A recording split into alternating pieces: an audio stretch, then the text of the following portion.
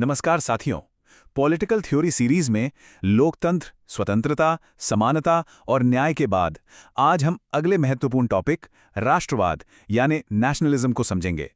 देखिए, ये टॉपिक यूपीएचईसी, यूपीजीडीसी और पॉलिटिकल साइंस असिस्टेंट प्रोफेसर की सभी परीक्षाओं के लिए बेहद जरूरी है। तो चलिए एक नजर डालते हैं कि आज के इस विश्लेषण में हम क्या-क्या कवर करने वाले हैं। हमने इस पूरी चर्चा को खास तौर पर परीक्षा को ध्यान में रखकर ही बनाया है। हम राष्ट्रवाद के अर्थ से शुरू करेंगे, फिर उसके प्रमुख विचारकों को समझेंगे और आखिर में भारतीय संदर्भ और जो आज की डिबेट हैं उनका विश्लेषण करेंगे। इस स्ट्रक्चर से आपको पूरा विषय एक साथ समझने में काफी मदद मिलेगी। तो सबसे पहले आइए इस विषय की नींव रखते हैं। बिल्कुल साफ साफ समझते हैं कि राष्ट्रवाद की अवधारणा का मतलब क्या है और हाँ, ये राष्ट्र और राज्य जैसे शब्दों से अलग कैसे है। तो राष्ट्रवाद का सबसे जरूरी सिद्धांत यह है कि राजनीतिक और राष्ट्रीय इकाई ये दोनों एक होनी चाहिए। ये सिर्फ एक भावना नहीं है, बल्कि एक पूरी पॉलिटिकल विचारधारा है। ये मानती है कि हर एक राष्ट्र को अपना खुद का राज्य बनाने का अधिकार है, जिसे हम आत्मनिर्णय का अधिकार भी कहते हैं। अब ये स्लाइड एक बहुत ही जरूरी कंफ्यूजन को दूर करती है। इसे समझना बहुत आवश्यक है। देखिए, राष्ट्र क्या है? ये साझा संस्कृति पर आधारित एक सांस्कृतिक समूह है, जबकि राज्य एक राजनीतिक इकाई है जिसका एक तय इलाका होता है, सरकार होती है। और राष्ट्रवाद वो शक्तिशाली विचारधारा है जो इन दोनों को यानी राष्ट्र और राज्य को जोड़ने की कोशिश करती है। ये कहती है कि हर राष्ट्र का अपना एक राज्य होना ही चाहिए। ठीक है, तो अब जब हमने राष्ट्रवाद को परिभाषित कर लिया है, तो चलिए जरा इसके इतिहास में चलते हैं। देखते हैं कि ये विचार आया कहां से और कैसे पूरी दुनिया में एक बड़ी राजनीतिक ताकत बन गया। देखिए, ये टाइमलाइन उन बड़े बड़े मोड़ों को दिखाती है जिन्होंने राष्ट्रवाद को एक ग्लोबल पावर बनाया। शुरुआत होती है 1789 की फ्रांसीसी क्रांति से, जिसने राजा के देवीय अधिकार को चुनौती दी और कहा कि असली शक्ति तो जनता में है। फिर 19वीं सदी में इसी विचार ने पूरे यूरोप में नए नए देश बनवाए और 20वीं सदी आते आते यही विचार एशिया और अफ्रीका में आज़ादी की लड़ाई का सबसे बड़ा वैचारिक हथियार बन गया। किसी भी कॉन्सेप्ट को गहराई से समझने के लिए उसके विचारकों को समझना सबसे जरूरी होता है ना? तो चलिए अब उन प्रमुख विचारकों की बात करते हैं जिन्होंने राष्ट्रवाद को अलग अलग तरह से समझाया और उसे एक आकार दिया। शुरुआत करते हैं अर्नेस्ट रेनन से। उन्होंने एक बिल्कुल ही अलग नजरिया पेश किया। उस समय लोग राष्ट्र को नस्ल या भाषा से जोड़कर देखते थे, लेकिन रेनन ने एक सब्जेक्टिव, एक व्यक्तिपरक दृष्टिकोण दिया। रेनन का कहना था कि एक राष्ट्र इसलिए है क्योंकि उसके लोग रोज अपनी मर्जी से उसका हिस्सा बने रहना चाहते हैं। उनका जो ये विचार है ना, दैनिक जनमत संग्रह या डेली प्लेबिसाइट, ये परीक्षा के लिए बहुत महत्वपूर्ण है।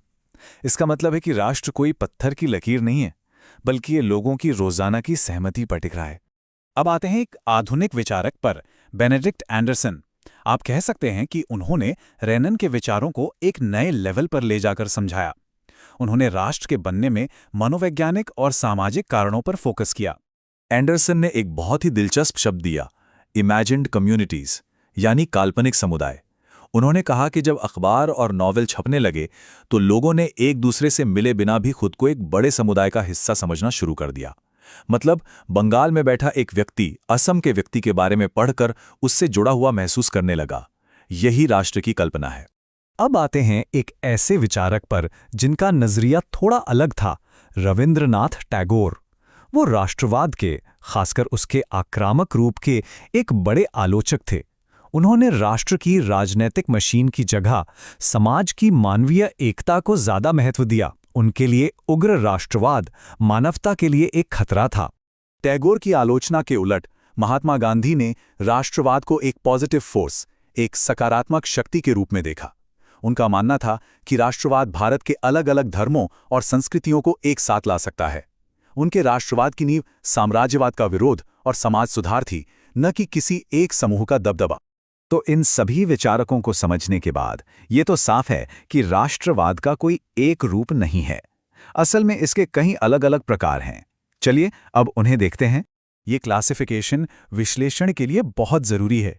देखिए, सिविक नेशनलिज्म साझा राजनीतिक मूल्यों पर आधारित होता है, जैसे फ्रांस या अमेरिका। वहीं एथनिक नेशनलिज्म साझा खून या वंश पर। और एंटी कॉलोनियल नेशनलिज्म वो है, जैसा भारत में हुआ, जो विदेशी शासन के विरोध में पैदा हुआ। अब ये एक बहुत ही जरूरी अंतर है जिसे समझना होगा कि राष्ट्रवाद एक सिक्के के दो पहलुओं जैसा है। एक तरफ है उदारवादी राष्ट्रवाद जो सबको साथ लेकर चलता है, लोकतांत्रिक अधिकारों की बात करता है, और दूसरी तरफ है उग्र राष्ट्रवाद जो अक्सर दूसरे से नफरत पर आधारित होता है और देश को विस्तारवादी बना सकता है। चलिए, इतने सारी थ्योरी के बाद अब बात करते हैं उस टॉपिक की जो हमारी परीक्षाओं के लिए सबसे ज्यादा महत्वपूर्ण है, यानी भारतीय राष्ट्रवाद। भारतीय राष्ट्रवाद अपने आप में बहुत अनोखा है। जानते हैं क्यों? क्योंकि इसका जन्म मुख्य रूप से अंग्रेजों के खिलाफ साझा विरोध से हुआ, और इसका सबसे बड़ा चैलेंज और लक्ष्य था भारत की हजारों बोलियों, अनगिनत संस्कृतियों को एक धागे में पिरोना। आज़ादी के बाद यही राष्ट्रवाद हमारे संविधान के मूल्यों पर आधारित हो गया। और हाँ, इस राष्ट्रवाद को सिर्फ किताबों से निकालकर जमीन पर लाने का श्रेय गांधी जी के शुरुआती आंदोलनों को जाता है।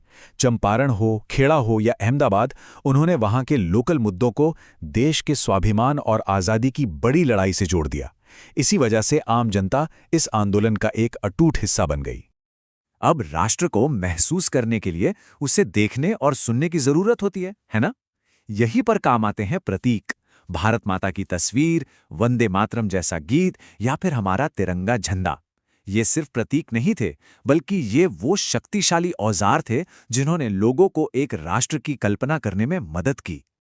चलिए, अब अपने इस डिस्कशन को आज के समय से जोड़ते हैं और फिर एक क्विक समरी तैयार करेंगे जो एग्जाम के लिए बहुत काम आएगी। राष्ट्रवाद कोई इतिहास का टॉपिक नहीं है, ये आज भी हमारे चारों ओर है। आज की डिबेट्स दिखाती हैं कि यह एक स्थिर विचार नहीं है। एक तरफ ग्लोबलाइजेशन है तो दूसरी तरफ राष्ट्रीय पहचान मजबूत हो रही है। विविधता में एकता को बनाए रखना आज भी एक चुनौती है, और साथ ही हिंदुत्व जैसे सांस्कृतिक राष्ट्रवाद ने भारतीय पहचान को लेकर एक नई बहस शुरू कर दी है जो नागरिक और जातीय राष्ट्रवाद के बीच के तनाव को दिखाती है। तो फटाफट से एक क्विक रिकैप कर लेते हैं। ये फ्लोचार्ट आपको सब कुछ एक साथ याद रखने में मदद करेगा। हमने समझा कि राष्ट्रवाद एक आधुनिक सिद्धांत है जो फ्रांसीसी क्रांति जैसी घटनाओं से पैदा हुआ। इसे रेनिन और एंडरसन जैसे विचारकों ने आकार दिया। इसके नागरिक, जातीय जैसे कई प्रकार हैं। भारतीय संदर्भ में ये साम्राज्यवाद विरोधी और विविधता में एकता पर आधारित है, और आज भी ये वैश्वीकरण के साथ बदल रहा है। तो हम इस एक सवाल के साथ इस चर्चा को समाप्त करते हैं। अगर राष्ट्रवाद एक लगातार चलने वाली बातचीत है, तो इसे ऐसा रूप कैसे दिया जाए कि भारत जैसे विविधता से भरे देश में कोई भी बाहरी महसूस न करे? ये एक ऐसा सवाल है जो आज भी बहुत प्रासंगिक है। यदि ये विश्लेषण आपकी परीक्षा की तैयारी के लिए उपयोगी लगा हो, तो कृपया चैनल को सब्सक्राइब करें।